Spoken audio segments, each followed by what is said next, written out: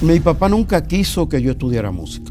De hecho, cuando se enteró, me entró a palo. Porque el músico tocaba por amor al arte y por comida y por ron. Todo lo que se llama, con toda la humildad, callarle la boca a una gente, ¿eh? Entonces yo, afortunadamente, cantaba de todo, merengue, salsa, bolero, imitaba a Julito. ¿Qué es eso de Micharén? En Puerto Rico le comentan y le dicen a Manny Manuel, trata de conseguir a Henry García, porque donde graba ese señor es como una bendición. Se pega porque se pega. Oye, yo compré equipo de sonido, camión, guagua para los músicos. O sea, un proyecto. Los músicos me empeñaban los instrumentos, se los robaron. Se pararon en mi cama con palo de escoba, con cuchillo en la punta, por si yo me movía. Fíjame ahí mismo. Me dicen, Henry, yo quiero que tú me cantes Te Quiero. Si tú quieres, no cantes más nada. O sea, te llaman por una boda. Mira, cántame 30 veces. Te quiero. Cántame un ching, cántame un ching. Y te quiero, te quiero, te quiero.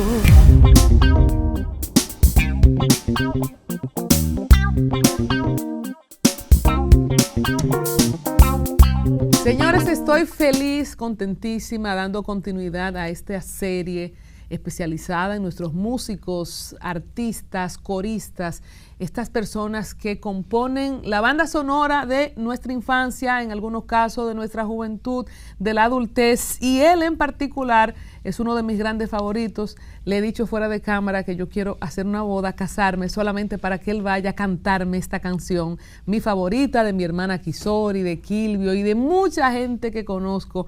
Estoy hablando de Henry García, conocido por tantas cosas, pero más por Te Quiero, Te Quiero, Te Quiero. Gracias, Colombia. Para mí un placer inmenso estar compartiendo contigo este momento interesante y presto a contestar todas las inquietudes que yo sé que interesan a tu público que te sigue con tanto cariño. Lo primero es decir lo bien que se ve el maestro Henry García. No sé cuál es el truco, peso, todo en su punto, su barba en su punto, siempre GQ. Bueno, yo realmente mi esposa, yo le digo cariñosamente Trujillo, porque aunque está en Estados Unidos, vive supervisando desde allá, y afortunadamente tenemos una familia bonita.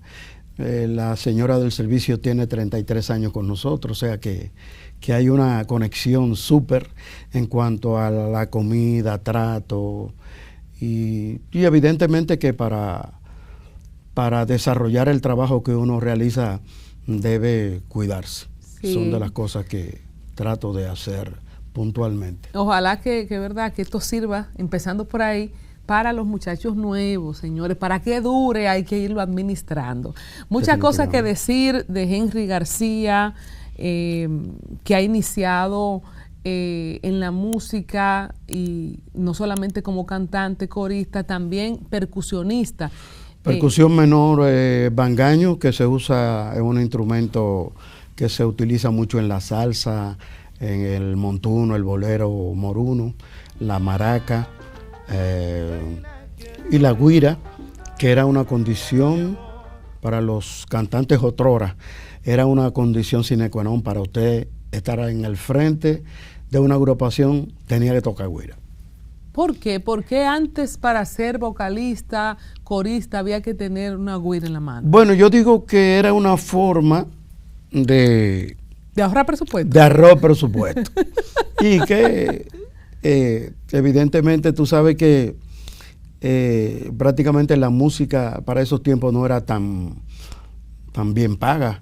Entonces era una manera de llevar un grupo compacto, y dentro de las cosas que se exigía era que el cantante tocara guira o tocara algún instrumento de percusión menor. Mire, usted que está ahí cantando, que no está haciendo nada, tenga esa guira, fájese ahí. Exacto, sí, y se evitaban un músico más, y evidentemente que eso perduró por muchos años. Siendo así, me parece que Johnny Ventura que rompe con el esquema, y aparece Pablito Barriga, que ya todo el mundo conoce lo que fue como músico y la trascendencia que tuvo. Que no cantaba, ¿verdad? Sino que estaba especializado en tocar guira, me parece que tocaba bongo y campana, cuando se tocaba salsa, pero que fue dentro de la conformación que hizo Johnny como combo show, que también otra de las características que rompió Johnny en ese sentido era que la mayoría de las orquestas tocaban sentadas, los músicos. Johnny fue que, ¿cómo te digo?, propició el que los músicos tocaran de pie. ¿Por qué tú crees que él hizo eso? ¿De quién se inspiró? ¿Eso viene de Estados Unidos? Bueno, yo no me imagino un merengue sentado, los músicos haciendo merengue sentado. Yo no me imagino eso. Sí, pero yo digo que tuvo esa visión de darle notoriedad a la orquesta, y que prácticamente si tú estás propiciando alegría, el músico sentado lo que da es hora santa o misa, ¿verdad? Y Johnny tuvo la... Eso no pegaba con merengue. No, tuvo la brillantez de ser un hombre súper dinámico, con una coreografía súper insinuante, y evidentemente que el respaldo tenía que reflejar lo mismo. Y yo digo que fue de los argumentos que utilizó para entonces darle esa connotación, y que el merengue fuera antes y después de Johnny Ventura. Sin duda, lo de súper insinuante, pude observarlo, esos trajes blancos que se montaban, unos enterizos blancos, aquellos cuerpos esculturales, esos muchachos jóvenes, bueno, eran caballos, como se llamaban, ¿verdad? Sí. Y ciertamente muy atrevido para la época. ¿Fue el primero Johnny Ventura también, ya que nos metimos por ahí en esos bailes insinuantes? Sí, definitivamente yo pienso que Johnny fue prácticamente el pionero en muchas cosas interesantes que ocurren hoy día, y que todo lo que íbamos viendo y crecimos con la música de Johnny, pues fuimos tratando de buscar la manera de lograr notoriedad en base a precisamente, aunque yo no soy el mejor ejemplo, yo siempre he sido tranquilo, pero me fascinaba, y fue de las agrupaciones que uno creció inspirado en. Vibrante. En tu caso, Henry, empezaste con Julito de Cham. Julito ¿De qué de se Cham. trató esta banda? ¿Qué tú hacías? ¿Cómo te descubren? Bueno, resulta, mi papá nunca quiso que yo estudiara música. De hecho, cuando se enteró, me entró a palo. Y tuvo un pleito grandísimo con mi mamá, y hubo esa discrepancia. Yo estudiaba en el Santo Cura de Ars. En estos días me encontré con un profesor que se llama Radamés Peña, profesor de matemáticas de 8º curso, que fue la persona que yo le presenté el inconveniente, porque también en el colegio cantaba en el coro de la iglesia. Entonces, en los colegios se usaba mucho los viernes social, y yo era el cantante de mi curso. Y entonces Radamés,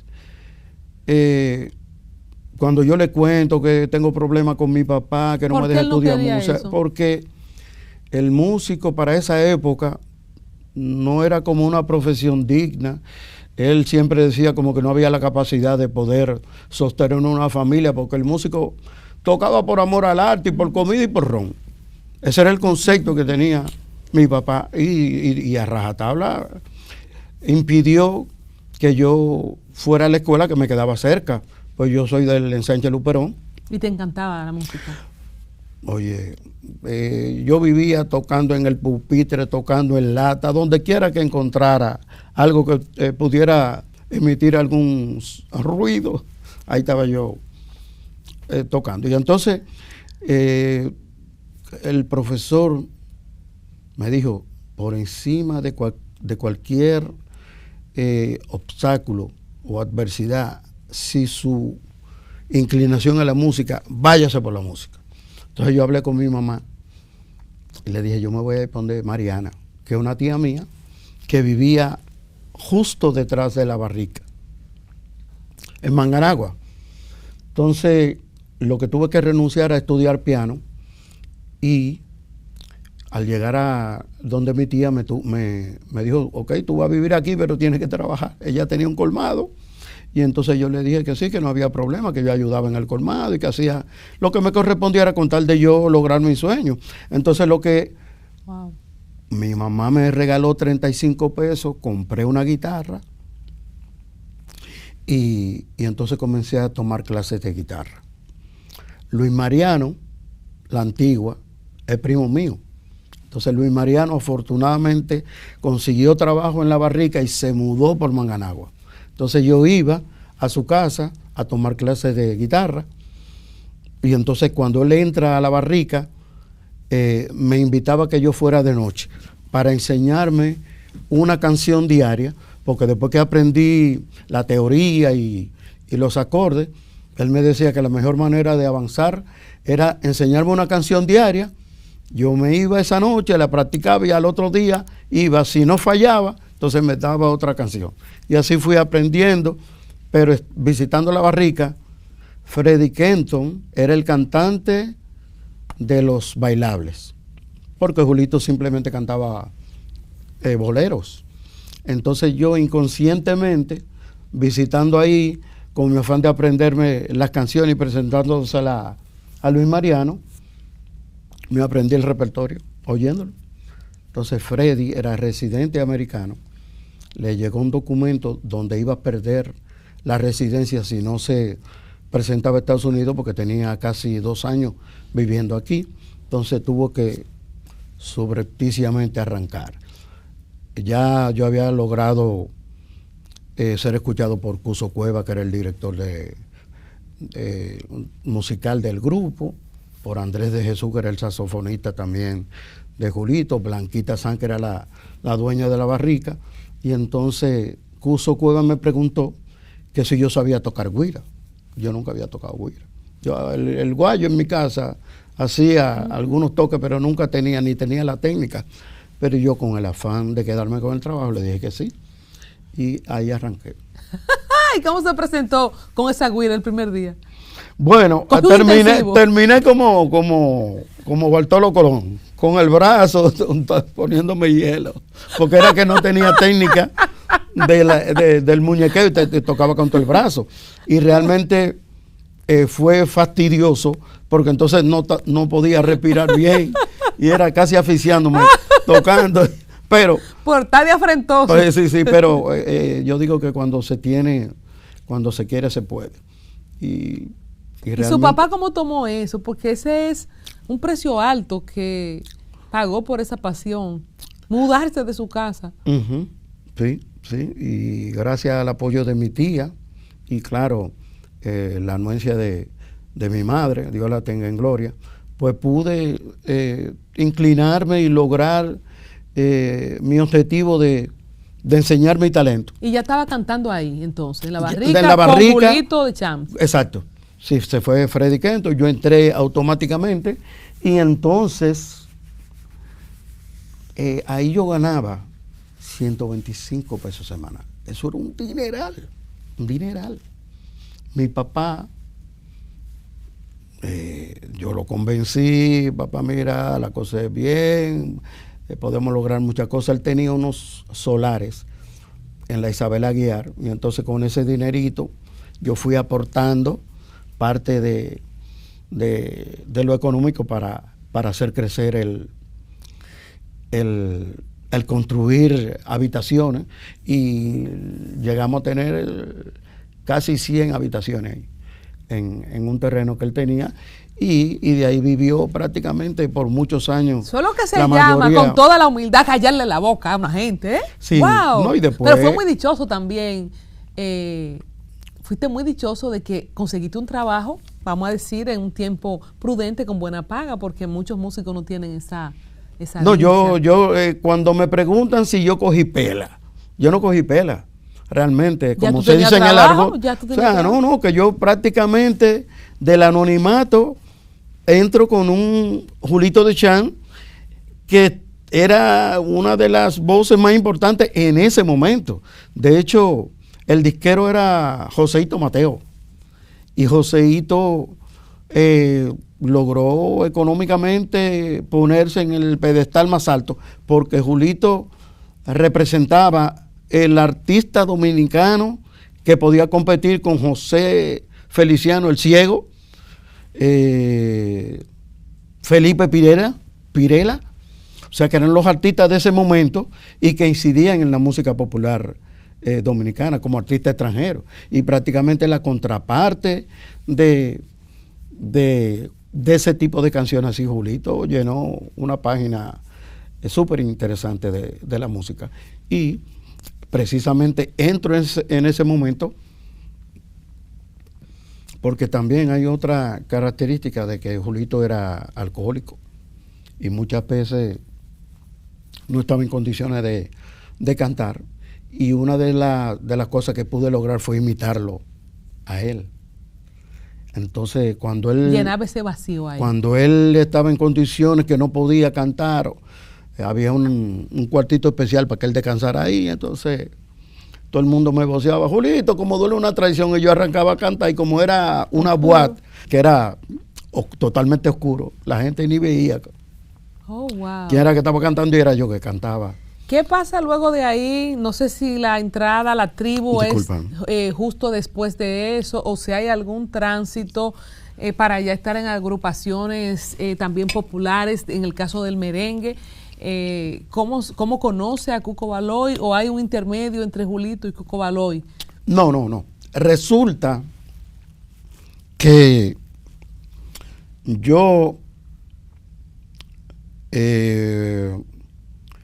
iba a cumplir 21 años. Yo tenía un año ya en la barrica. El día de mi cumpleaños, que iba a cumplir los 21, los muchachos del ensanche me hicieron una invitación, porque yo nunca había ido a un nightclub muy famoso que había en la Máximo Gómez. Y entonces el regalo de los muchachos del barrio fue llevarme a ese nightclub. ¿Cómo se llamaba? Herminia. Resulta que una de las características del club era que presentaban orquesta, y ese día estaba Cuco Baloy. Entonces logramos una mesa casi al frente de la tarima. Raulín, que le había dado 15 días a Cuco porque se iba para Los Hijos del Rey, esa noche no fue al baile que le correspondía. Raulín Rosendo, exacto. Yo sustituyo a Raulín Rosendo realmente. Entonces, ¿qué pasa? Que a él le correspondía estar ahí esa noche y no fue. Entonces Cuco, Ramón Orlando no cantaba, Ramón Orlando simplemente hacía coro. Entonces Cuco tuvo que cantar, eran 5 sets, eran 30 canciones, un set 6 canciones por 5. Entonces Cuco estaba prácticamente disfónico, no podía cantar. Entonces uno de los compañeros le hace señas a Ramón y dice: él canta. Y yo evidentemente para esa época me sabía gran parte del repertorio, principalmente las canciones de Raulín. Y entonces Ramón me invitó a subir. Canté un tema, Ramón me dijo que me quedara, después hice coro en un tema que ese tiempo estaba sonando mucho, y Cuco me miró cuando yo comencé a hacer el coro. Pero bajé de tarima, me senté ahí, después nos fuimos y no trascendió nada, porque Cuco parece que no pensaba que Raulín se iba a ir definitivamente del grupo, y tenía como la esperanza. Entonces, ¿tú piensas que Cuco quería o tenía la intención de que Raulín se quedara? Sí, Cuco como que nunca concibió que Raulín definitivamente se iba a ir del grupo, y estaba esperanzado, y por eso digo no. Aunque te miró, porque él enfocó, no te llamó. Sí, él realmente sintió mi presencia, porque como te digo, yo estaba en busca de lograr conectar con algún grupo, porque sabía que tenía el potencial de poder hacer el trabajo y lograr connotación. Pero Después de los 15 días pasaron. No, exacto. Yo pensé en algún momento que me iban a llamar, pero también acuérdate que yo estaba en la barrica y ahí estaba trabajando súper bien. Era todos los días. Pero como que no le di mucha mente. Digo, bueno, algún día será. Transcurrieron los meses, porque fue agosto, septiembre, octubre, noviembre, diciembre, enero. En enero, Cuco le pregunta a Richard Brador, que era el percusionista con los ojos verdes, Richard, ¿cómo habla Cuco? Por casualidad, ¿tú sabes dónde conseguir el cantante que subió donde Hermini? Me parece estarlo oyendo. y Richard muchachito. Mira a ver si tú me lo puedes conseguir. Dice, sí, yo creo que sé dónde él trabaja, pero déjeme llamar. Y entonces llamó a Fausto Rey, que tenía comunicación con Fausto. Y Fausto le confirmó que yo estaba en la barrica, porque Fausto iba mucho a la barrica. Y entonces Cuco fue a la barrica una noche, se sentó un rato, pero parece que para ese tiempo no había ni Viper ni celular, pero desde el teléfono de la barrica, según me enteré, él hizo una llamada a su casa, porque tenía algo pendiente, y cuando llamó se enteró que cerca de ahí de la barrica se había matado un saxofonista, el Chivo. Se había estrellado con un camión. No, el Chivo le hacía trabajos a Cuco de arreglos, y parece que habían unos trabajos pendientes, y ese acontecimiento, Cuco, cuando se enteró, no siguió en la barrica, sino que no me escuchó realmente cantar. Se fue a su casa y al otro día regresó. Entonces ahí me dice que duró 3 días. Viéndote. Y viendo todas las noches. ¿Y tú no sabías? Y yo no sabía. Entonces yo afortunadamente cantaba de todo, merengue, salsa, bolero, imitaba a Julito, tocaba güira, y entonces él se acercó y me dijo, mira, yo soy Cuco Galoy, tengo la tribu y realmente me interesa su trabajo. Yo le dije, me ofertó, y yo le dije, bueno, Cuco, aquí yo gano 125 pesos semanal, 500 mensual. Si usted me garantiza, porque el grupo estaba bien, pero no, todavía como que no había trascendido a nivel popular para tener eso fijo. Exacto. Y entonces él me garantizó los 500 pesos mensuales hasta tanto el grupo arrancara, y prácticamente hicimos el compromiso. Claro, en la barrica hubo mucho pesar, porque ellos habían cifrado en mí como el cantante que sustituyó a Freddy Kenton, y que había caído muy bien en el grupo y con el aprecio de todos los músicos. Pero, como dicen... Cualquiera por su mejoría. Hasta su casa dejaría.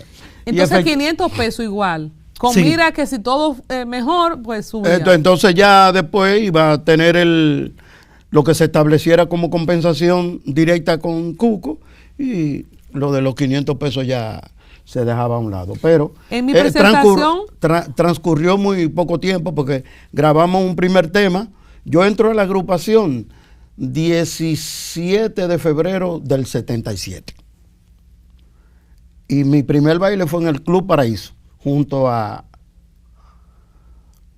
los hermanos Rosario, que no tenían, acababan como de llegar de Higüey, y tocaban sin trompeta y saxofón, era prácticamente... Entonces, ¿cuáles son los temas que graba? Yo decía en mi presentación que, yo lo dije, ¿verdad? Que yo me quiero casar nada más para que él cante Te quiero, te quiero, te quiero. Sé de mucha gente que adora este tema, que hay que ponérselo hasta 17 veces.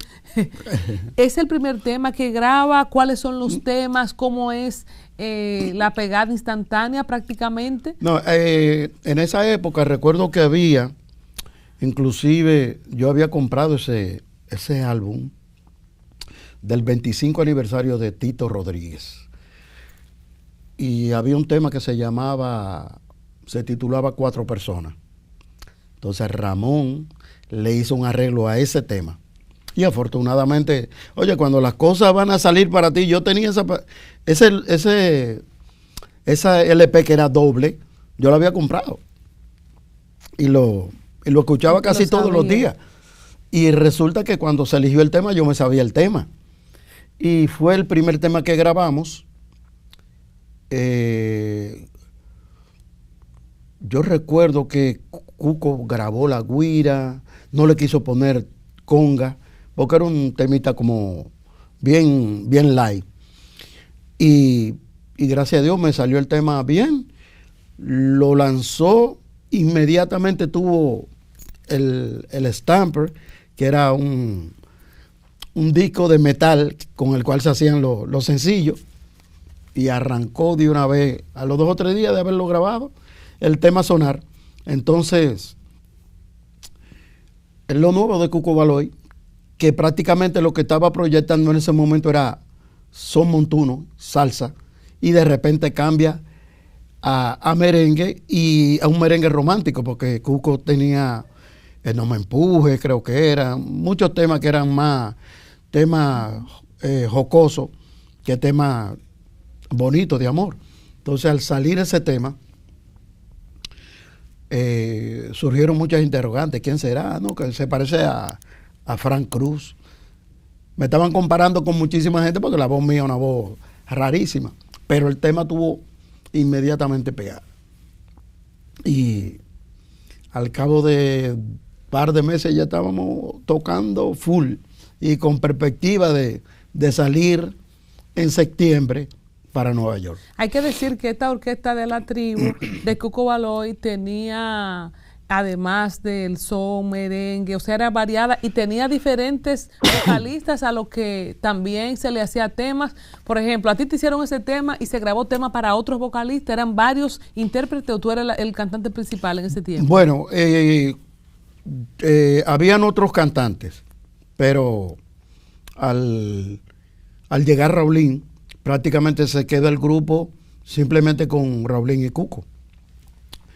Al salir Raulín, entro yo y Cuco decide continuar con ese formato. O sea que no contrató a más nadie. Entonces, después de ese tema, de ese arreglo, ¿qué viene? Grabamos un tema que se llama Lo que siento por ti, también composición de Ramón. La primera composición de Ramón. Amor es lo que siento por ti, amor a plenitud está en mí. Y un tema, composición de Cuco, que se llama La temperatura, y que hablaba de un tipo que se enamoraba de una señora en Nueva York y que contaba un relato del tipo en la vida en Nueva York. Que después vamos a hablar de Nueva York. Y ese tema fue el boom.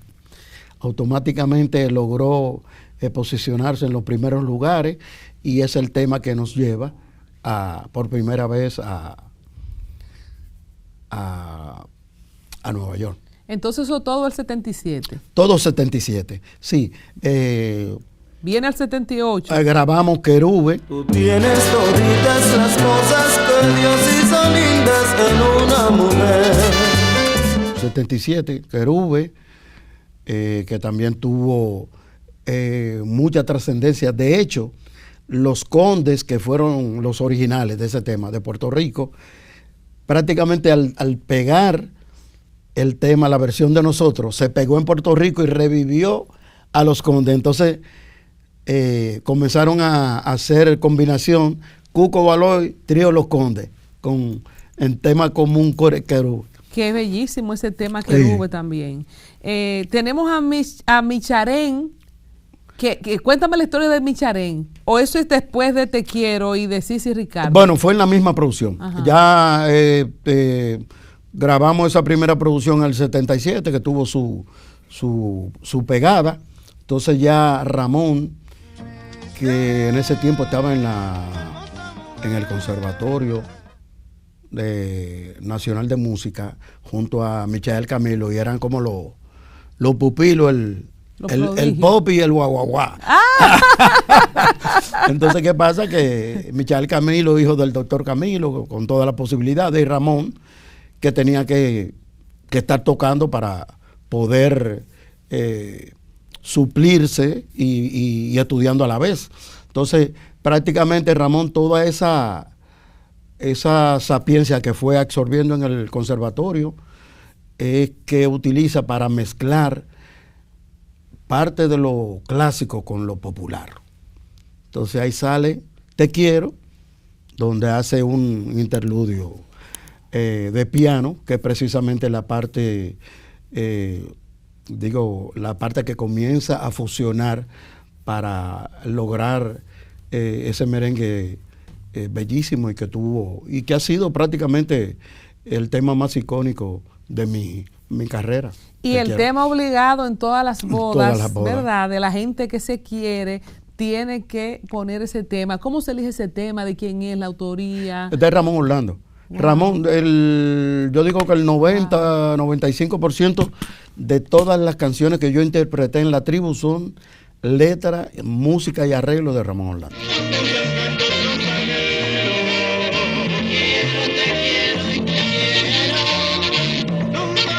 Te quiero, Ramón Orlando. ¿Qué es lo de Sisi Ricardo? Sisi Ricardo, Ramón leía muchas novelitas.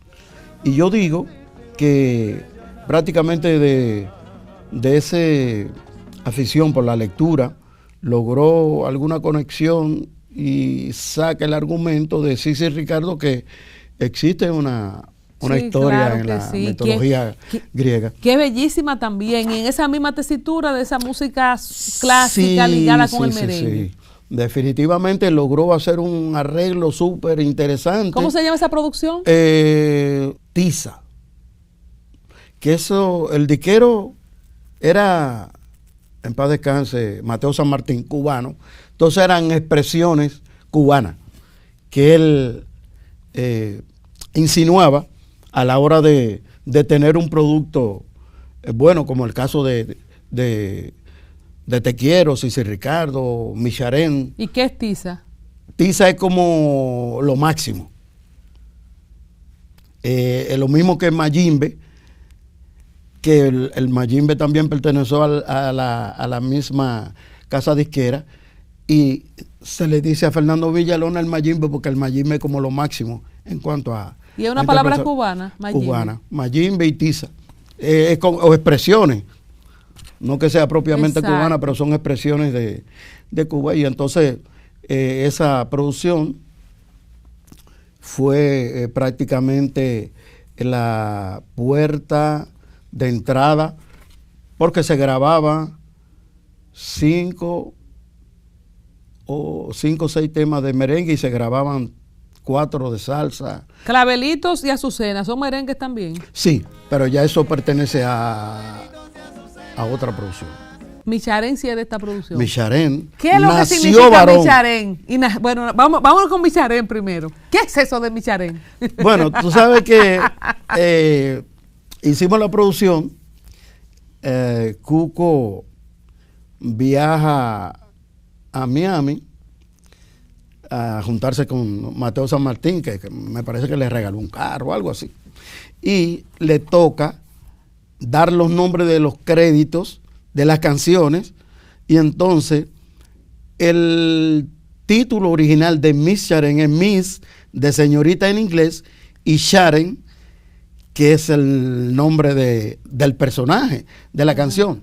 Pero cuando se junta con Mateo, que oyen el tema, Mateo le pregunta a Cuco, oye Cuco, ¿cómo se titula el tema? Dice Micharén, y entonces así mismo le pusieron Micharén, pero M-I-C-H-A. Que me imagino que hay gente que se llama Micharén después de esta canción. Sí. Nació varón. Y Sharon es el nombre de la primera hija de Ramón. Bueno, y sin duda que habrá Micharén también, porque en Colombia hay gente que se llama Ricarena. Ricarena, sí. Nació varón. Nació varón, tiene también otra historia. Nació varón, señores, nació varón, porque Ramón, siempre en el afán de hacer cosas interesantes y fuera de lo común, se aparece con ese arreglo, porque había una constante en el grupo, era que todos los miércoles de cada semana había que estrenar un tema. Entonces Ramón tenía esa misión, un tema para Cuco y un tema para mí. Entonces llega, estamos ensayando porque vamos para Nueva York, para una gira, y se habían grabado algunos temas aquí, pero la producción se iba a terminar en Nueva York, porque no teníamos tiempo de grabar aquí. Entonces Cuco, con el afán de llevarse los temas que se iban a grabar en Nueva York, convoca un ensayo previo al viaje de Nueva York y se aparece con Nació Varón. Ensayamos el tema de Cuco, viene el tema de Henry, y cuando arrancan bien, el tema arranca muy bien, pero hay un puente cuando va a pasar a los coros y la inspiración, que hace para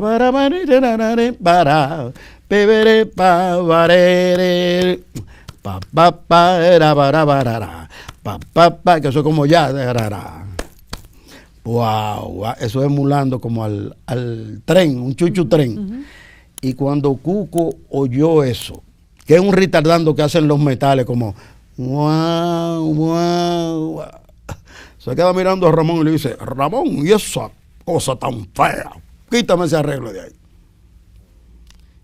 Y paró el ensayo y no se siguió ensayando más. Ramón recogió los papeles, nos fuimos para Nueva York.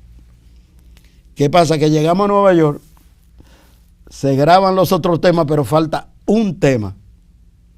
Y entonces Cuco le pregunta a Ramón, necesitamos terminar la producción y falta un tema. Y dice: papá, yo lo que tengo ahí es Nació Varón. Y entonces por eso se graba Nació Varón. Y resulta que Nació Varón fue Congo de Oro, Barranquilla, Colombia, Festival de Orquesta, año 1978. Y el clásico tema cuando nace un varón en cualquier familia del planeta. Wow, me engranó. Qué cosa, Dios mío, qué tino, Ramón Orlando, sin duda. Sí, maravilloso. Algo que nos dijo Cuco Baloy en el especial, en los inicios de este programa, en el 2009, que mucha gente, o que alguna gente quizá no destaca, es la influencia de la salsa colombiana por la tribu. Los viajes que ustedes hacían en Colombia, me habló de ese Congo de Oro que se ganaron. Sí, definitivamente tuve la oportunidad de conocer al fundador del grupo Nietzsche, Jairo Valera, Dios lo tenga en gloria. Y resulta que ese grupo nació inspirado por nuestra música. Me lo dijo el Jairo. Ramón Orlando y yo fuimos los primeros que grabamos con el grupo Nietzsche, coro, y recibimos una buena zurra de Cuco, porque no estuvo de acuerdo en que ese sonido característico del coro de Ramón y mío estuviera como dándose, que lo tuviera otro, y nos llamó la atención enérgicamente. ¿Y por qué ustedes lo hicieron? Bueno, lo que pasa es que fue muy atractivo el pago. Muy buena respuesta. Muy ya que nos metimos en coro, pago. yo me voy a saltar y vuelvo otra vez para atrás. Henry García, señores, ha grabado coro con, y voy a empezar a listar, Juan Luis Guerra, Los Ilegales, Los Rosarios, Rubí Pérez, Sergio Vargas, Wilfrido Vargas, Johnny Ventura, Fernando Villalón, Eddie Herrera, Fran Reyes, Luis Vargas, Manny Manuel, Elvis Crespo, El Prodigio, Maridali Hernández, Los Toros Van, La Banda Gorda, Willy Chirino, Olga Tañón, José Fonseca, Johnny Pacheco, El Canario, Santiago Cerón, entre tantos otros. ¿Por qué es obligatorio tener la voz de Henry García en los coros de las grandes producciones de la música latina? Bueno, realmente me han manifestado muchas personas que solicitan mi servicio, y hay una me gusta mucho porque es muy espiritual, y dice que donde yo estoy hay como una bendición. Y ocurrió, me lo dijo Elvis Crespo, me lo dijo Manny Manuel, ocurrió lo propio con Juan Luis, que recuerda que Juan Luis había grabado como 3 o 4 producciones antes, y evidentemente que hacía una música muy avanzada a los tiempos. Decía Ramón Orlando, para músicos. Para músicos, exacto. Sí. Y entonces esa parte no tuvo la pegada. Los que invirtieron realmente la inversión era fuerte en ese momento, y no lograron nunca recuperar dicha inversión. Entonces, ¿qué pasa? Que tiene mucho que ver en la producción de Bachata Rosa, donde Bienvenido incorpora como productor general a Víctor, Dios lo tenga en gloria. Y Víctor es el que se encarga de no sé si seleccionar los temas, pero fue quien tuvo la potestad de decir: voy a utilizar a fulano, a sutano y a mengano. Perdón. Y en los coros, para darle esa connotación de pueblo, de calle, vamos a utilizar a Henry García y Robert Yandor, que yo le debo mucho mi carrera de corista, que es un mundo maravilloso y que me fascina. Precisamente a Robert Yandor, que es de Aruba, lo trajo, me parece que lo trajo Johnny Ventura al país, ¿no? Lo trajo alguien, y él le gustó tanto el país que se quedó. Vino con todo y su familia y vivió muchos años aquí, y realmente fue la persona que en un momento que enfermó, lamentablemente, y que pudo recuperarse, pues me entregó la antorcha, porque vio en mí el que pudiera hacer el trabajo que él desarrollaba en ese momento, porque puedo cantar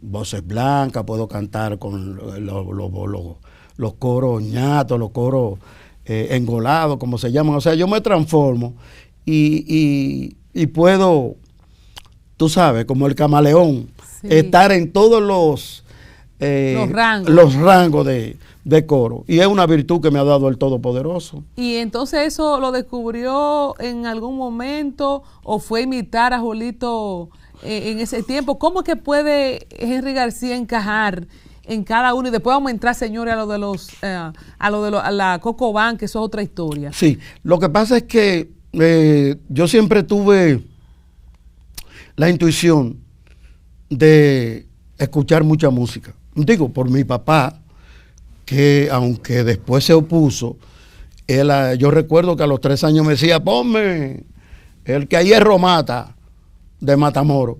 Y yo, sin saber leer, iba y cogía. En mi casa había un Telefunken, un pick-up, lo que le llamaban. Y yo agarraba el disco de 33 que parecía un LP. Iba, lo ponía, blue, y en eso mi papá tomando y yo al lado del pick-up poniendo la música. Ahí entonces, se cumple el papá de Henry: no haga lo que yo hago, haz lo que yo diga. Exacto. Porque él fue que te metió en eso. Exacto, sí. Y entonces, ¿qué pasa? Que desde muy pequeño me acostumbré a escuchar muchas canciones, mucho género, y entonces todo lo que me gustaba yo le caía atrás, porque tenía la facultad de poder cantar. Qué bien, qué dichoso de poder tener acceso a la tecnología también en ese tiempo para escuchar la música. La primera vez que participó con Juan Luis fue en Bachata Rosa, entonces. En Bachata Rosa. Y eso fue un palo total. Sí, ahí toqué güiro, bangaño y coro. Entonces, ¿y qué más ha hecho con Juan Luis, además de ese disco? Después él me buscó para grabar un comercial de Seven Up y grabamos después otros temas, sí, pero... ¿Y lo de Elvis Crespo qué fue? ¿Qué canción? No, lo que pasa es que en Puerto Rico, nosotros, Robert Yandor y yo, grabamos un tema con los hijos de Puerto Rico. Entonces hay una situación conmigo, que aparte de que me prefieren como corista, ellos saben que yo tengo como mucha improviso en el momento. Entonces una característica de que tú vas a grabar conmigo y me dices, Henry, mira, en este tema yo quiero que tú me inventes un coro que salga de ti.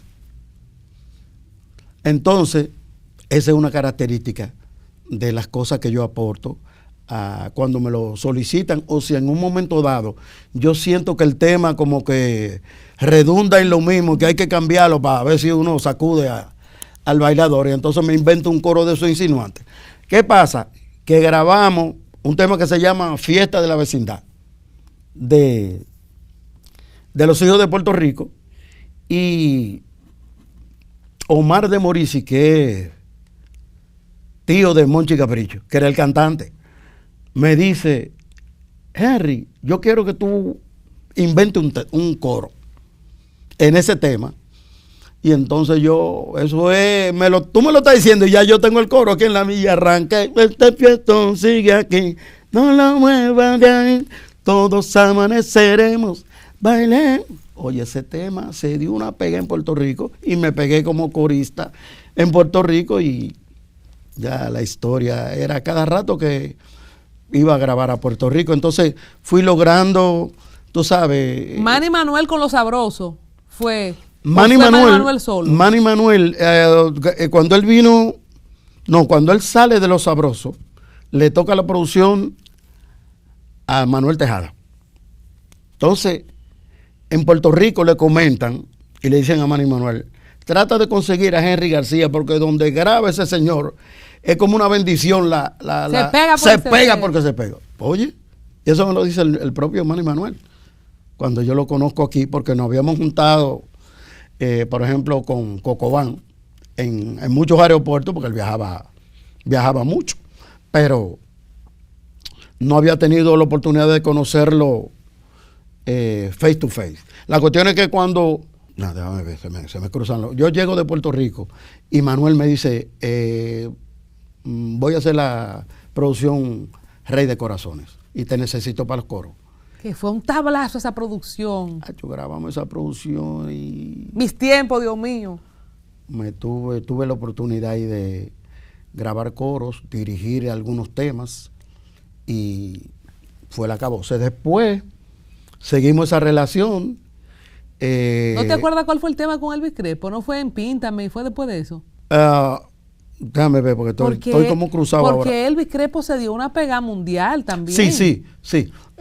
Resulta, fue después de lo de Elvis Crespo, fue después de Manny Manuel. Estando yo con Elvis Crespo, ya Elvis Crespo súper pegado, porque él me manda a buscar para grabar la primera producción, y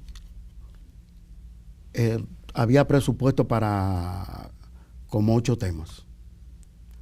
Y se le acabó el presupuesto. Entonces, por ejemplo, en suavemente yo no grabé coro, porque él no tuvo dinero para mandarme a buscar de nuevo. Habíamos grabado 8 temas, y entonces se grabaron 2 temas más, que fue Suavemente y otro tema que no recuerdo, y entonces, pero él no pudo, él me llamó y me dijo que no podía, que lo iba a grabar él y Tony Tuntún, que fue la persona con que grabamos. Pero ahí también en esa producción ocurre que hay un tema de Raldi Vázquez, compositor dominicano, que se llama Luna Llena.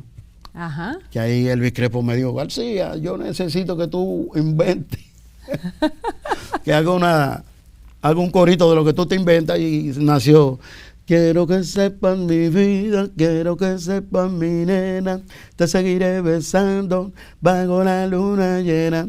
quiero que sepan. Y te toca royalty por esa sí, parte claro, que tú le pones. claro. Cuidado, claro. Porque Claro. por cada, y señores, Sí. El merengue fue que fue a la luna con Elvis Crespo. Un saludo para él. Sí. Quiero seguir con los coros y después me devuelvo para las otras cosas de Ramón Orlando. El sonido de los coros de la Coco Band. Hablemos de esa historia. Coco Band, sí. Porque lo que me apunta mi productor, que es el creador de los coros de la Coco Band.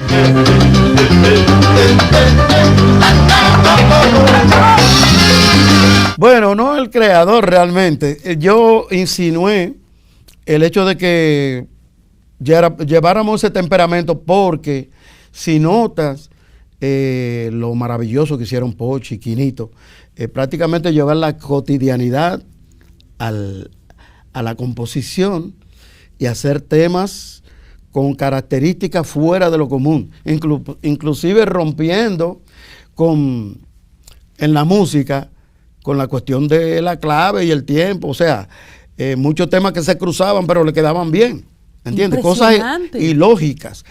Y entonces, ¿qué pasa?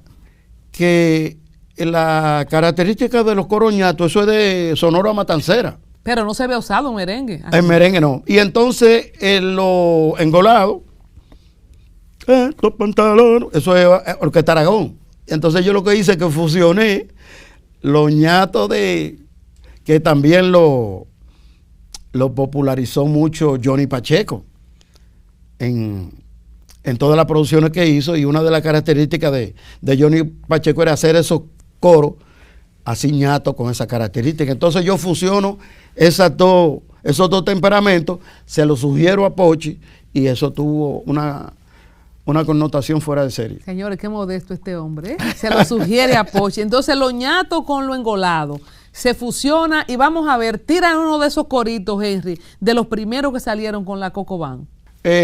Wow, de los primeros fue... Y era muy rápido también, no, además. Oye, era muy Colombia, rápida la velocidad. Colombia. Si quieres cocotar, tengo que hacerte el pirazo. Con Coco Band. Eso fue también idea mía, porque era un comercial que había de una electrónica. Entonces, Carlito Ordeji, que es un técnico de grabación, que era cuñado de Roger, de la primera esposa de Roger que murió. Yo un día en una de esas sesiones hice el comentario del comercial y a él le gustó. Y cuando me lo voy a aprender para que y yo te voy a hacer así, nos vamos a saludar. Y efectivamente, cada vez que yo llegaba al estudio, lo señalaba, y la electrónica fascinante, y Charles lo sabe, por eso Charles tiene un estudio fotográfico. Era más o menos. Pochi nos ve en ese momento y dice, yo quiero que tú... Yo quiero eso para ponerlo en un tema de Coco Band. Y entonces ahí nos pusimos de acuerdo Pochi y yo. Hicimos la cuestión de la letra. Si quieres de cocotarse o de esa cerveza, ¿no? A sudar la gota gorda bailando con coco. Brum. Pero tú sabes que es una cosa. Hoy día tú puedes programar en dónde tú debes entrar. Antes era al ojo por ciento, o sea, no había marca. Y Carlito Ordeji y yo grabamos eso. Y fue una bendición del Todopoderoso porque lo grabamos y el corte que hace cayó en el... Cuando terminamos, cayó justo en el tiempo. Y así como tú lo oyes en la grabación, se grabó de una sola toma. ¡Wow! Y entonces, y si yo que tiene calor, pártale un coco. Exacto, sí. ¿Cómo era ese? Entonces... Me olvidó. Wow. Sí, ok, si tiene calor, pártale un coco. O sea, además, van rapidísimo y hacen unos cortes trepitosos. ¡Pum! Y otra cosa. Que tú no te lo esperas. Otra cosa, que lo he comentado ahora con Pochi últimamente, que oyendo todos esos temas, todo eso coro era grabado uno por uno. Hoy día, perdón, que es una ventaja, si el coro repite 10 veces, hacemos una versión, manzanita copy, se ponen todos los compases que yo quiera que se ponga. O sea, ahora es un cachú. Había que hacerlo, pero por eso quedó tan sabroso. Mira, uno por uno que tú crees que son sampleados. Y es impresionante. La exactitud. La exactitud y la precisión. Y ahora hay que estar bien comido. En estos días estaba haciendo un chiste con los muchachos. Porque... que íbamos para Lina. Y entonces me estaban insinuando como que comiera ensaladita, cositas. Digo, ensaladita. Yo mandé a hacer un locrio de salami con frito. Con frito y aguacate. Porque los coros de Coco Van, si yo voy a cantar con los clásicos no hay problema, porque soy cachú. Pero esos coros de Coco Van, ahí tú no puedes ir que con una lechuguita. A las mujeres le están gustando los hombres feos. Oye, eso a las mujeres le están gustando los hombres feos. Tiene que cambiar hasta de temperamento. Y entonces está bien conmigo, porque ahí no hay respiro. Entonces, ¿en cuántos temas de toda la leyenda? Yo le voy a hacer un trabajo que en el especial lo hice, pero más una serie completa de la Coco Van, porque sin duda que partieron la historia del merengue una vez más en dos, antes y después de Coco Van. ¿En cuántos temas tenemos esos coros inventados o sugeridos que se le sumó a la letra que ya traían los autores? No sé si Pochi, Quinito, quienes sea que son inmensidad, porque es que yo entonces digo... es royalty de cada uno de esos. Sí, claro. Se cobra por todo eso. Inclusive se cobra por el coro. Si toco maraca, también por la maraca. En Bachata Rosa, yo cobro por los coros y cobro por el güiro. ¡Qué rico! Que la primera vez... Yo tenía que ser compositora. La primera vez que me contactaron en una compañía, se llama FG Astra de Los Ángeles, me pagaron los royalties de las voces, de los coros, pero no me pagaron lo del güiro. Entonces la persona me contactó y me dijo, García, usted grabó en tal tema a Bangaño. Y, sí. Y entonces después, al año siguiente, me enviaron lo correspondiente al güiro. O sea que afortunadamente tenemos esa bendición de compañías que se encargan de cobrar esos royalties. Señores, estamos hablando de un artista de difícil comparación, ¿verdad? Porque de todo lo que estamos hablando, de esos coros a 150 kilómetros por hora, tenemos salsa con coco. Salsa con coco. ¿Qué es eso de salsa con coco?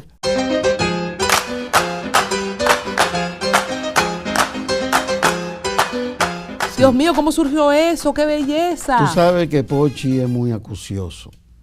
Y estábamos precisamente en un momento súper interesante del mercado de Estados Unidos.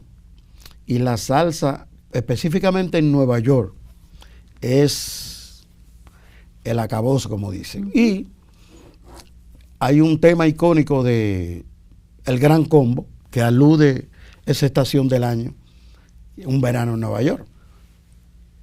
Pochi quería lograr trascendencia con un tema que hablara tuviera el mismo argumento, pero entonces adicionándole cosas que regularmente se hacen en la ciudad de Nueva York,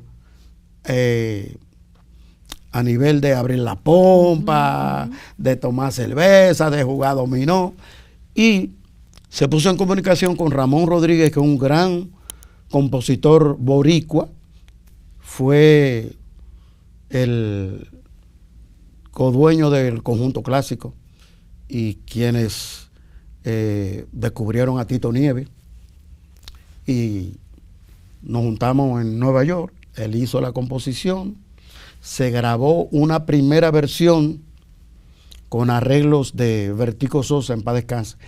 No llenó las expectativas de Pochi, y Pochi insinuó, buscó otro arreglista y entonces le expresó a Ramón la idea a Ramón Rodríguez, la idea de introducir todo eso, y efectivamente se logró el resultado final que ya todo el mundo conoce.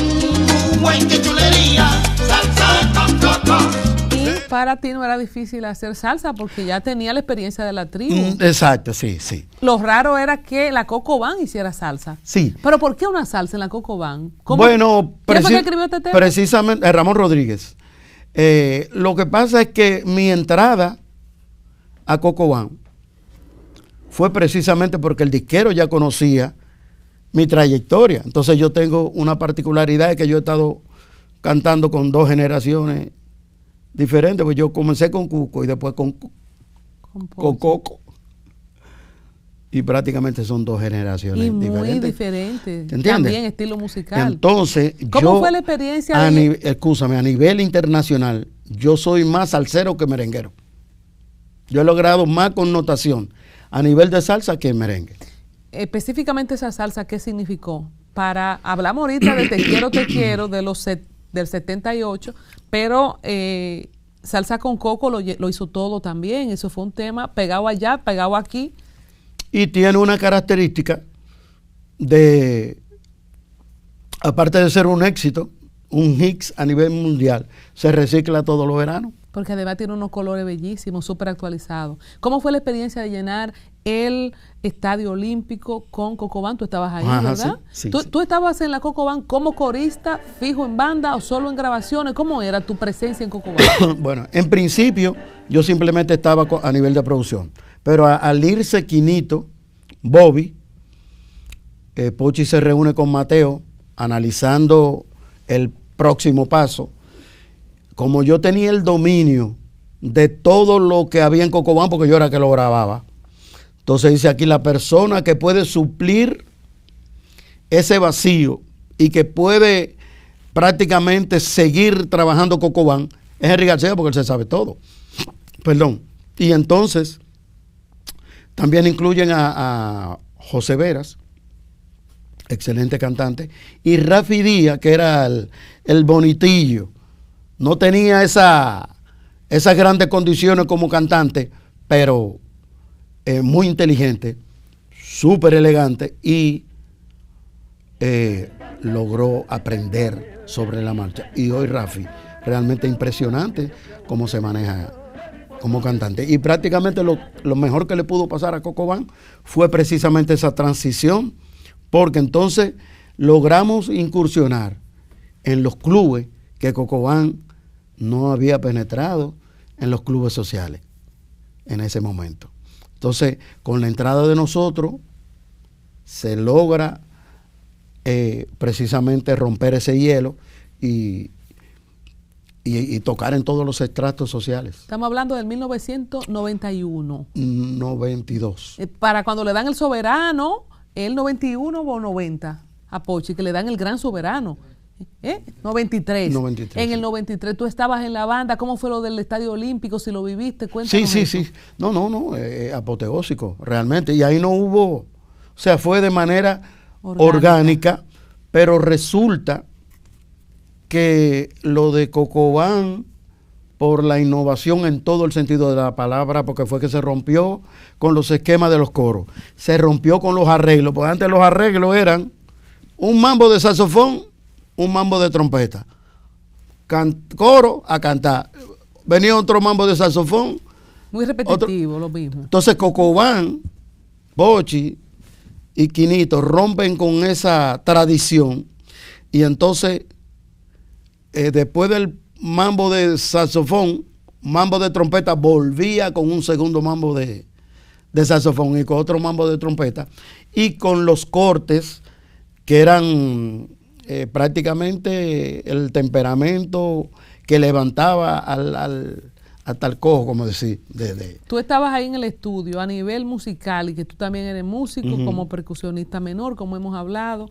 ¿De quién es la impronta o cómo será? Tú decías, ellos hasta se cruzan y violaban el tiempo, el espacio, todas las leyes de la música y le quedaba bien. ¿Cómo se da este fenómeno? ¿Se pensó o fue un accidente? No, bueno, yo digo que porque realmente es muy compleja la música, y cuando tú no tienes ese sentido rítmico radical, se te puede escapar, ¿entiendes? Y la música es matemática, entonces tú no puedes, si haces por ejemplo, 4 estrofas y después haces 3, te va a faltar una. Entonces ahí la música tú vas a sentir que le falta. Entonces tendría que completar con un corte o poner algún mambito donde te falte esa parte para que puedan ser 4, 4, 4. ¿Cómo se da ese fenómeno? Entonces, ¿qué pasa? Que ellos lograban hacer cosas con esa falta del compás que daba realmente el cuadre, pero lo cuadraban, valga la redundancia, y entonces acostumbrarte, tú cuando sabes que tienes que doblar a la derecha, después a la izquierda, después a la derecha, de repente tenés que seguir derecho, y no es tu costumbre, entonces como que eso te deja en una ambivalencia, ¿para dónde cojo? O ¿cómo lo hago? Si es caer en el tiempo fuerte y el tiempo fuerte ellos lo colocan en el segundo tiempo o en el tercer tiempo. ¿Pero de quién es la idea? Bueno, le salió a Pochi, a Silvio, ¿cómo se llama? Otro muchacho que tuvo que ver mucho con Silvio Sosa y Alquinito, que eran los arreglistas de... Tres frecos. Exacto. Y una frescura juvenil. Hay otro muchacho que trompetista, Clase, apellido Clase, que también fue Elvis Clase, que fueron de los que iniciaron realmente ese proyecto. Entonces, ¿qué pasa? Grandioso. Grandioso. Y se encontró con, por ejemplo, Crispín Fernández. A Crispín se le hinchó el labio grabando El Boche, porque era una velocidad que él no podía ejecutar, y es uno de los mejores saxofonistas. Inclusive cuando él salía de la sesión, yo recuerdo que me dijo, voy a tener un método que dan syncopation, que es un método para tú practicar todos esos tiempos que no son realmente a tiempo, o sea, son síncopas, o sea, tiempo no usual. Y ese método lo dan y después que lo pasan ya. Él dijo, no, voy a tener que volver a replicar ese método. Y ponerse hielo ahí. Y ponerse hielo y decirle, búscate otro, no vuelvo a tocar más. Tremendo. Realmente se ocurrieron muchas cosas interesantes dentro de ese movimiento de Cocobán. Ya que nos fuimos por el lado de coros inventados, tú has sido también compositor para artistas como Tito Rojas, bueno, dijimos Manny Manuel, Ruby Pérez, los hermanos Rosario, Reynold Sosa y Cocobán, que fue lo que hablamos. ¿Hay algún tema además de coro de Cocobán que tú hayas hecho completo? Y si tú quieres compartirnos alguno de esos temas que le hiciste a estos artistas, si los recuerdas. Bueno, con el de Tito Rojas hay una anécdota muy interesante. Resulta que hay un compositor que se llama Rento Arias. Él es sobrino de Fernando Arias, el compositor de No Me Conoces.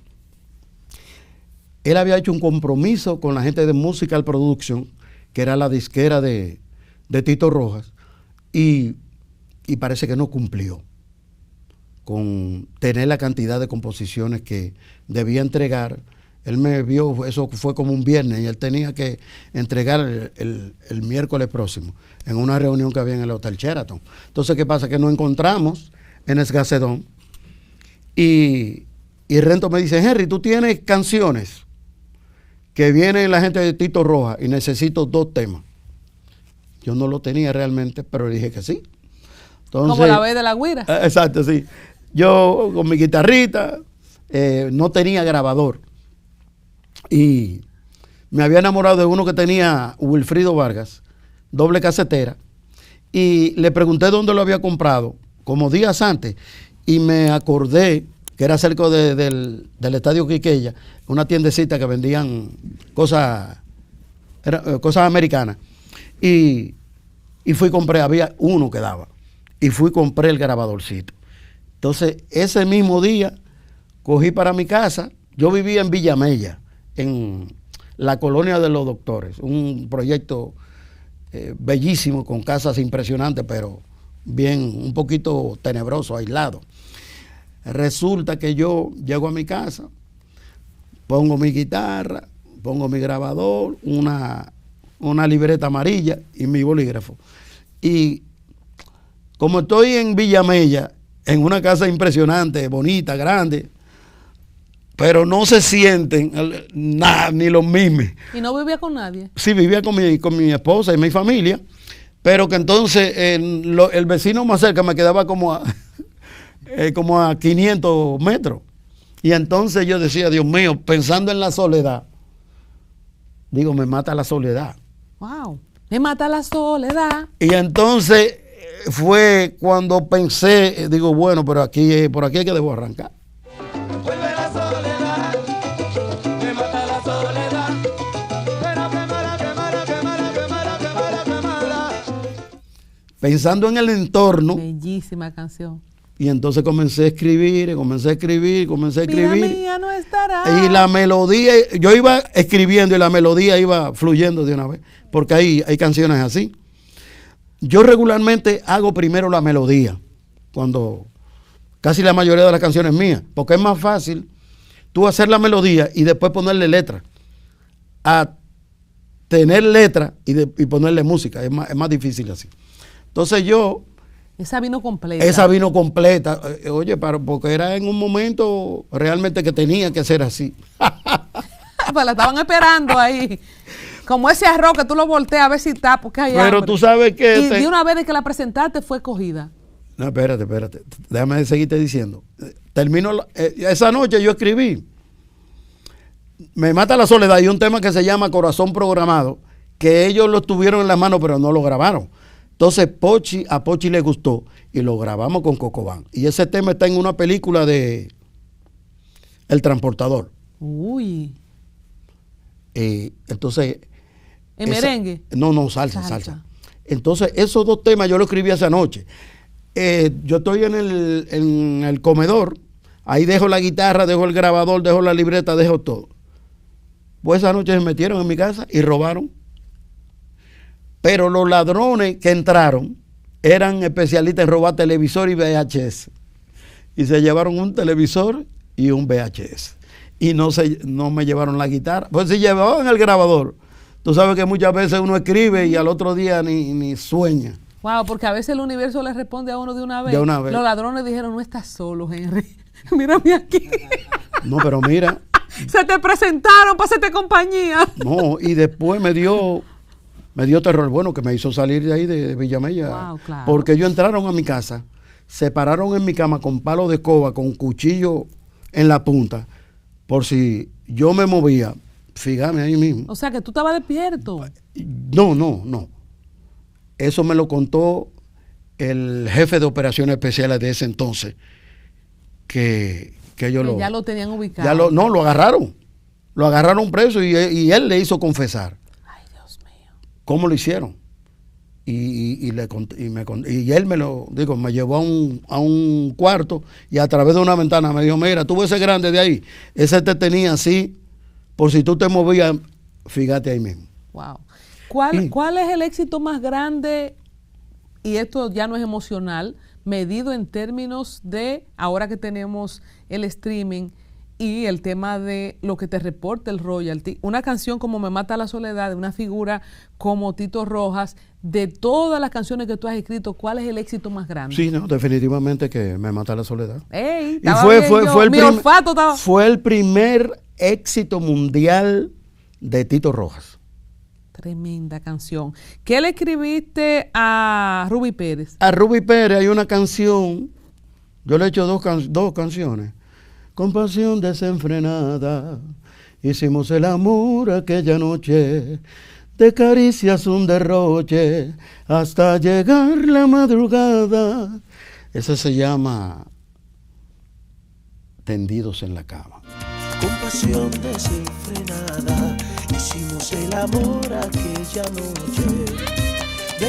Y fue el tema que cuando él rompió, porque en ese momento fue la última producción que hizo con El Toro, rompió con El Toro, pero ese fue el tema que a nivel internacional logró sacar a Ruby Pérez y económicamente equilibrarlo en ese momento que tenían inconvenientes con El Toro. ¿Y los hermanos Rosario qué tenemos? Ahí yo le hice ellos me grabaron 3 temas, pero a raíz del inconveniente con Bienvenido nunca trascendieron.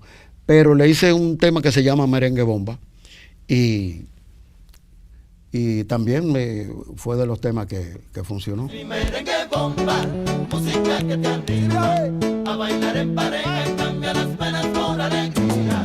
¿Y a Manny Manuel? ¿Qué fue lo a Manny Manuel, con Manny Manuel, yo le hice En las Nubes, que ese tema compitió en los Grammys americanos con Suavemente, wow, con Elvis Crespo. Fue nominado en los Grammys americanos porque para el 2000 no existían los Grammys latinos. Ante ti soy muy pequeño, crees venir de la nobleza, tan humilde como yo, realmente es tu procedencia.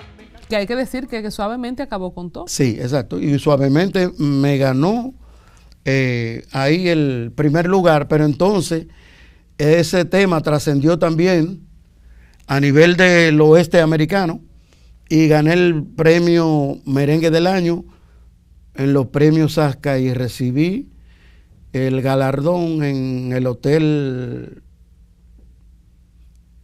en Los Ángeles. En Los Ángeles, en el mismo hotel que murió Winnie Houston. Sí, yo sé cuál es, no me viene ahora. Es un Hilton, me parece que. De Beverly Hills. Beverly Hills. Sí, yo he estado frente a ese hotel.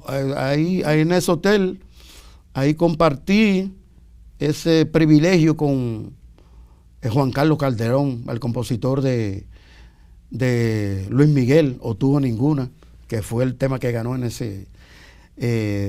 También compartí con Joan Sebastián, maravilloso compositor también, tengo fotos de todo eso.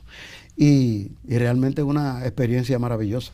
Has tenido grandes picos como corista, el 80% de todo lo que se ha hecho aquí en Puerto Rico tiene que estar Henry García. Debo el inicio, voy señores, para allá no se desesperen. Como autor has tenido también grandes picos. ¿Tú te definirías más como, si hubiese que definirte, ¿verdad? Y ponerte una chaqueta, autor de letras, corista, intérprete, percusionista, ¿qué sería? Bueno, realmente cantante y compositor, definitivamente. La combinación. La combinación, y yo digo, sigo escribiendo, almacenando. Tú sabes que no siempre tenemos la dicha de lograr colocar un tema que pueda tener la trascendencia, aparte de que ha habido un cambio en ese sentido, y yo la composición la siento como si fuera un hijo. Ahora tú tienes que compartirla. Esas composiciones, bueno, de hecho, yo hice algo para Celia, para Celia Cruz, que me pidió Rafi Mercado. A raíz de Manny Manuel, la preventa de Manny Manuel en las nubes fue de 86,000 copias. Y con lo que produjo eso de royalty, saldé yo mi casa, saldé mi vehículo, quedé limpiecito. Y precisamente buscando esos royalties, estaba grabando Celia. Rafi no sabía que ella estaba ya en muy malas condiciones y que el tumor le estaba presionando, pero él tuvo la intención de recopilar 10 temas inéditos para hacerle otra producción, pensando en el desenlace final, que tú sabes cómo es, que los artistas después que mueren, entonces a partir de ahí es que comienzan a vender discos. Y entonces hizo un tema y la propuesta era que tenía que darle a la arreglista 1%, al disquero otro %, y al final no, digo, ya me voy a quedar debiendo yo, que fue una característica que la usan muchos artistas ahora. Si tienes que firmarla con el artista que la grabe y te van a pedir 1%. Pero tú supiste lo de Despacito, ¿verdad? Sí. Despacito le tocó un 50% a la mujer. No, a Daddy Yankee, un 35% a Fonsi y un 15% a la compositora. ¿Cómo va a ser? Y lo que pasa es que el tema trascendió que con ese 15% la mujer... Pero si ella fue que le escribió, ¿por qué había que darle 50%? Bueno, pues son cosas que se exigen hoy día. Aunque tú no lo hayas escrito. Pero Henry, aunque tú no lo hayas escrito, ¿cómo es que tú? No. Porque le toca un por ciento de ejecución al que la canta, porque la canta. Pero el que le escribió, que tú tienes que darle la mitad de la canción, aunque no haya puesto ni un punto. Ahora. Es lo que entienden, que como vehículo de promoción y lograr colocar el tema y vender tantos millones de copias, eso es... Pero no le toca de por sí, Henry, al cantante una parte de ejecución. ¿Cómo es? Sí, le toca le toca por la cantada y le toca por las ventas. Por eso. ¿Entiendes? Lo del autor debería ser aparte. Sí, pero entonces hay artistas que entienden, espérate, yo voy a agarrar el tema porque bueno, que te lo grabe Juan de los Palotes. Juan de los Palotes, ¿qué tú vas a hacer? No va a cobrar un chele nunca porque si no trasciende, ¿entiendes? No va a funcionar. Entonces, eso es una situación que se ha dado ahora que, ok, mira, para yo grabarte una canción tú tienes que darme un 30, un 35, un 40, un 50. Tienes que firmarla con mi editora o si no, no te la grabo. ¿Entiendes? Entonces eso me desencantó y yo sigo escribiendo porque siempre llegan cosas. Y gracias a Dios que hoy un teléfono es un estudio de grabación prácticamente. Y ahí yo tengo piano, guitarra, lo que sea, marco el tono y arranco con el argumento, porque a la hora de escribir lo más difícil es tú lograr un argumento interesante. Porque según grandes literatos, todo está escrito. Henry, hablando de eso, de que tú tienes en tu teléfono un estudio y entonces ahí conecto al pasado que nos fuimos en coro. Después de Cuco Baloy, tú tienes tu propia banda, Henry García y Orquesta, o pasa Ramón Orlando y la Orquesta Internacional. No. Porque ¿por qué si tú eres tan bueno haciendo coro y todo eso, no vemos la banda de Henry García?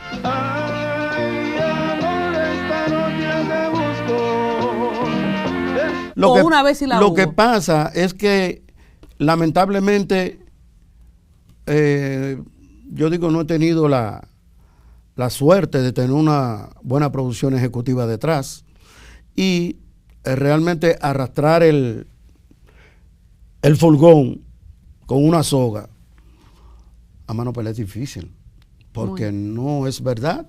Si tú supieras que en base a tú garantizar un producto literal y musicalmente, que ya con eso te va a dar la garantía del éxito, fuera lo ideal.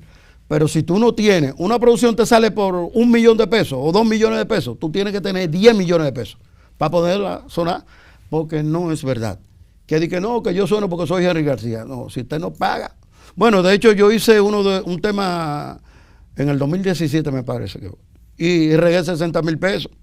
Pero hubo un verdugo que por querer tumbar a Chiquito dio 750 mil pesos mensual, $1,5 millones por promoción. ¿Y tú estabas en ese tema con Chiquito? Sí, yo grabo con todito, yo grabo con, bueno, el tema que yo te estoy diciendo que se le pagó esa cantidad, yo fui que grabé coro y dirigí la voz.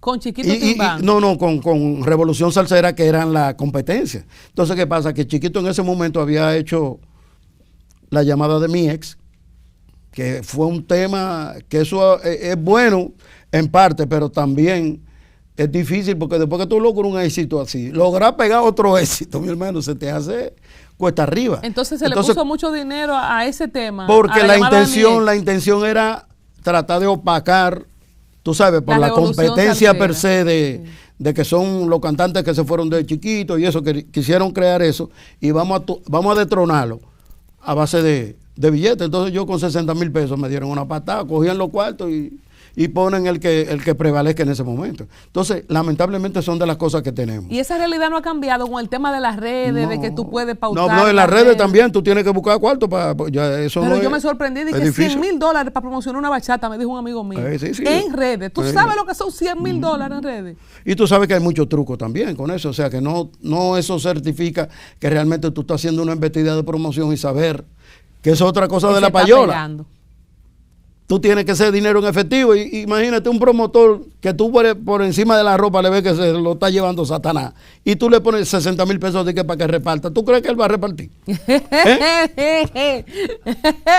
Entonces no, lamentablemente son de las cosas que tenemos. Yo en principio, cuando salí del grupo de Cuco, por mi proyecto, encontré un disquero que comenzamos a grabar de una vez, invirtió y lo vimos entusiasmados. Pero entonces se me atravesó Betty Mi Ciego, que vino a una gira que se quedó. Entonces había roto con su disquera en Perú y entonces Ricardo Bello se llama el disquero mío. El tipo soltó mi proyecto, me dejó en banda y se fue con Betty Mi Ciego. Eso sí que no perdió la cabeza de chepa, pero me abandonó y yo arranqué muy bien, pero lamentablemente si tú no tienes, ¿cómo te digo? Esa constante de poder mantener presencia en la radio, sí, que es lo que te cotiza. Es muy costoso hasta establecerse, ciertamente, claro, pegar un proyecto, pero en todo, no solamente en la música. Yo recuerdo que con el especial, después de 5 años, por ahí, como en el 6º año, era que yo estaba empezando más o menos a ver algo. Al principio todo fue inversión. Después de esto vuelves con Ramón Orlando a la Orquesta Internacional. Entonces, ¿qué pasa? Que yo logré, que fue una de las cosas, ya tú sabes que uno con familia, pasar por ese periodo. Oye, yo compré equipo de sonido, camión, guagua para los músicos, o sea, un proyecto, oficina, todo nítido. Y que los músicos me empeñaban los instrumentos, se los robaron. Perdí todo, wow, prácticamente. Entonces, lograr, ya con la familia, yo necesitaba lograr el afianzarme en un proyecto, y con parte de los equipos que me quedaron, y un hermanito y un sobrino, puse una compañía de dar sonido, y entonces le di mucho más carácter a mi trabajo en los estudios. Que era una entrada segura. Segura, ahí inversión. Logré, cuando Robert Yandol me entrega la antorcha, el primero que me recibe es Manuel Tejada. Manuel Tejada me dio todo el apoyo del mundo y logré dentro de su empresa hacer trabajo súper importante, y eso me catapultó a lograr la trascendencia que he logrado con la cuestión de los coros. Yo tengo 67 años de edad y 40 y tanto, y yo soy uno de los coristas más solicitados. Yo trabajo todos los días, gracias a Dios. Te iba a preguntar eso. ¿Has llegado a tener una estabilidad, aparte del negocio de los royalties, ¿verdad? Que eso también siempre se genera, porque las canciones siempre se tocan, ¿verdad? Y has tenido quizás más estabilidad que mucha gente con proyectos en el tema de los coros y de las cosas que has hecho. O sea, que sí, no necesariamente de un proyecto musical de gente que uno lo ve que está forzado. No, y entonces, oye otra cosa, porque, por ejemplo, yo sé que hay muchos dueños de orquesta que han tenido el brillo, han tenido la connotación, han logrado posicionarse económicamente, pero al final han tenido muchos inconvenientes. Y tú sabes lo difícil aquí que es tu poder trascender con una empresa, mantener un personal que al final tú tienes que responder económicamente con sus prestaciones. Todo, socialmente, ¿entiendes? Moralmente. Y ahora con la cuestión de la pandemia fue que se nos vio el refajo a casi la gran mayoría. Y hay algunos que económicamente bien, pero abusaron de sus músicos. Y aprovechándose de la desgracia quisieron darle 2 cheles. Mira, te voy a liquidar, pero por debajo de lo que realmente le corresponde. En la pandemia. En la pandemia, sí, hubieron muchos casos y han tenido muchísimos inconvenientes precisamente por eso, porque es que tú entregar tu vida 30 años y que te vengan a saltar con... No es fácil. ¿Entiendes? Para ser un artista consagrado en este país, hablando de 3 o 4 décadas para atrás, había que estar en los comerciales de Barceló. Henry García estuvo en los comerciales de Barceló. Sí. ¿Qué momento? ¿Cómo fue esa experiencia? ¿Qué recuerdas de eso? Maravillosa, y las cosas que se lograban. Nandy Rivas. Nandy Rivas, mi hermano, ese tipo fuera de serie.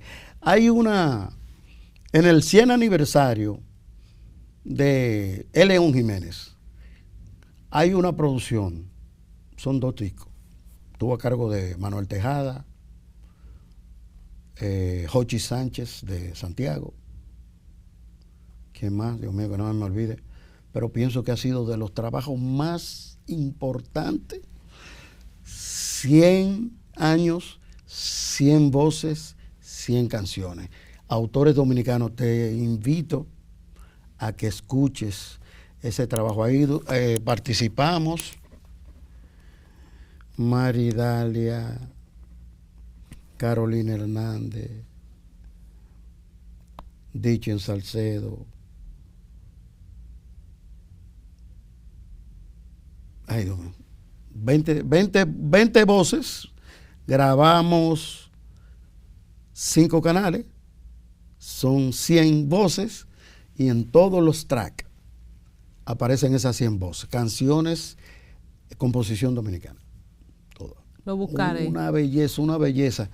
Nandi Rivas fue el productor de eso. O sea, y en lo de Barceló tú estabas con Coco Van. ¿Cómo era? Bueno, estuve con Coco, pero también hice algunas cosas antes de Coco Van. ¿Entiendes? Porque con Coco Van yo tenía como 5 o 6 años en el estudio. Por eso te dije ahorita que a la hora cuando se fueron Quinito y compañía, el que podía entrar rápidamente sin que Coco Van interrumpiera era yo, porque me sabía el repertorio. ¿Y cómo se llamaba esa campaña? ¿Un pueblo que canta? Un pueblo que canta. Un pueblo que canta. Maravilloso. Dios mío, estas historias, ¿por qué no se hacen más cosas así? Antes de dejarte ir, también estás haciendo coro en los merengues del Reserva, que es una belleza. Sí, ¿Quién hizo eso? ¿Quién lo produjo? Germán, creo. Lo produjo... el hermano de Milagros Hermano fue que produjo eso. Bueno, la parte visual. Audiovisual. Pero el productor musical fue Luisín del Rosario, el jovencito que está adelante con el tenor.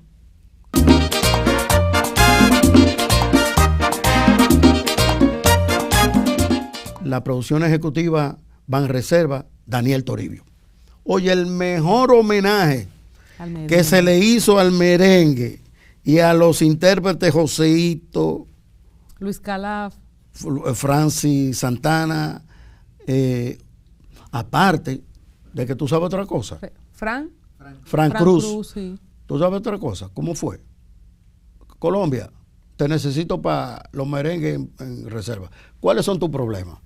Mire, debo el apartamento, tanto, ¿cuánto? ¿De 2 millones? Resuelve. Wow. Te necesito aquí. Fue así. Llámenme. Ya, estamos aquí, Henry y yo. Wow. Pero además un documento que quedó para la historia, es una belleza que da pena que no se sigan haciendo cosas así. Sí, hay que hacerlo de nuevo, porque eso se grabó en 720, creo que fue Sonota HD. Hay que hacerlo de nuevo, Samuel Pereira. Vamos a hacerlo de nuevo. Sí. Qué bello. Te vi ahí, sin duda. Henry, hemos repasado una trayectoria impresionante. Siempre tiene una buena relación con Ramón. De hecho, tú sabes que, mira, lo que es con Pochi, peleamos cada rato, pero son discrepancias de criterio. Muchas veces la parte económica, tú sabes, prima mucho. Entonces ya yo soy un señor de edad, que no voy a estar cogiendo tumbo por ahí de que, fulano, ven, que vamos a ir para Nueva York, ya no me impresiones con eso. Dame lo mío, tú sabes.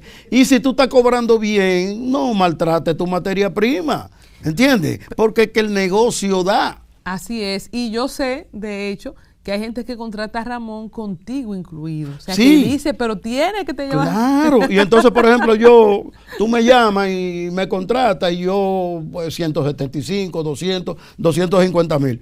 Tú no van a ofrecerme de que 10 mil pesos. ¿Tú me entiendes? Pues yo prefiero tocar 1 o 2 al año. Bien, que tú me pero ¿entiendes? También tú tienes un amplio repertorio de temas que o son de tu autoría o que tú has popularizado. También tú haces presentaciones con una banda si se te solicita. Sí, claro. Yo tengo 20 años, yo no he parado. Y además, yo estoy ganando más dinero ahora, después de viejo, que antes. ¿Tú me entiendes? Porque me contratan, me dicen, Henry, yo quiero que tú me cantes Te Quiero. Si tú quieres, no cantes más nada. O sea, te llaman por una boda. Mira, cántame 30 veces. Te quiero. Cántame un ching. Resulta. Antes de pedir. Ay, Dios mío. Resulta que tocamos una fiesta ahora con Coco Van. Y en el Hotel Embajador. Era una pareja de 20 y pico, 22, 23 años. Y el tema. Te quiero. ¿Cuántas veces?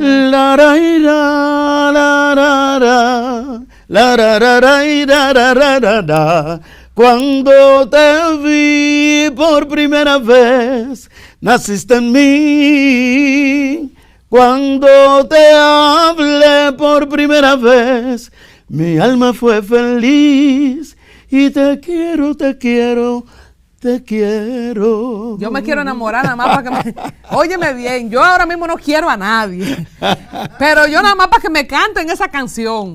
Qué belleza, sí, a mí me encanta. Y aunque uno no esté enamorado, a uno le encanta oírlo. O sea, por ejemplo, en las fiestas de siempre que estamos familiares, esa canción se pide, aunque no sea una boda, 2 y 3 veces. Si la gente quiere contratarte, te encontramos en las redes sociales, tenemos un número, Henry García y su banda para todos los temas que hemos repasado, como ustedes han visto, en música que están en los libros de oro de la música latina, interpretadas por artistas de aquí, artistas de fuera, autoría también de Henry García. Sí, realmente ha sido realmente una bendición del Todopoderoso. Yo le doy gracias a Dios todos los días porque vivo de lo que me gusta y tú sabes que eso es difícil.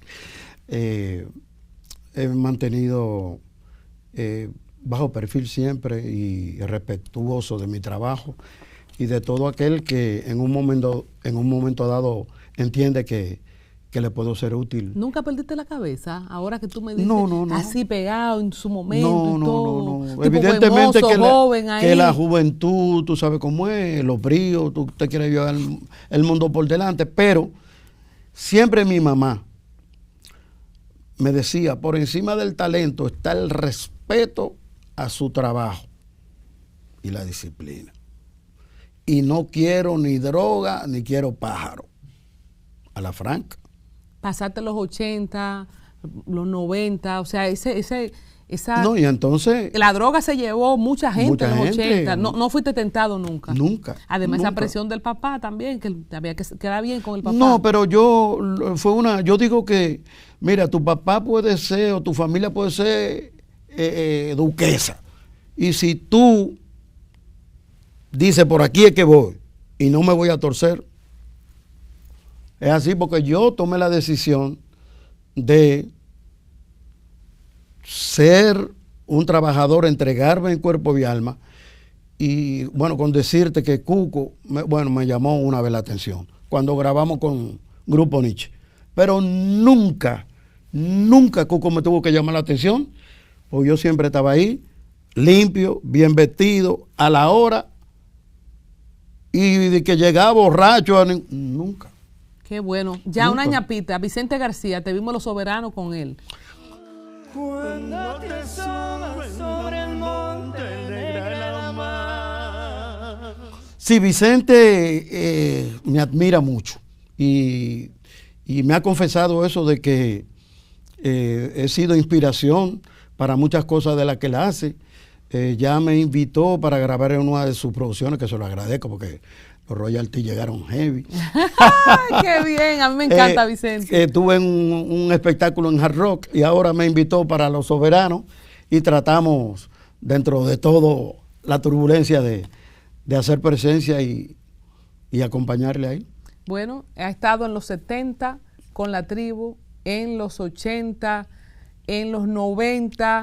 con todo lo que pasó con Pochi, en el 2000, en el 2010, y estamos por la década del 2020 para allá, y Vicente García de lo nuevo, de cierta manera también te toma en cuenta. Me parece que eres inagotable, Henry. Gracias a Dios. La verdad que es un privilegio y darle gracias a Dios que el que tiene el control de todo. Señores, 67 años sin barriga. ¿Tú sabes lo que es eso? Gracias, Henry. Gracias a ustedes. Un privilegio contar tu historia. Gracias a ti. De verdad que te felicito. Muy hermosa. Felicidades por el galardón soberano. Gracias. Y estás haciendo un trabajo súper interesante y eso Dios también lo bendice. Amén. Bueno, y ya yo me voy a pegar porque donde llegó a Henry llegó la bendición, lo que me faltaba, el corito de al tanto aquí ya. Que me escriba algo antes de irse. Gracias, que Dios te bendiga. Amén, amén. Igual.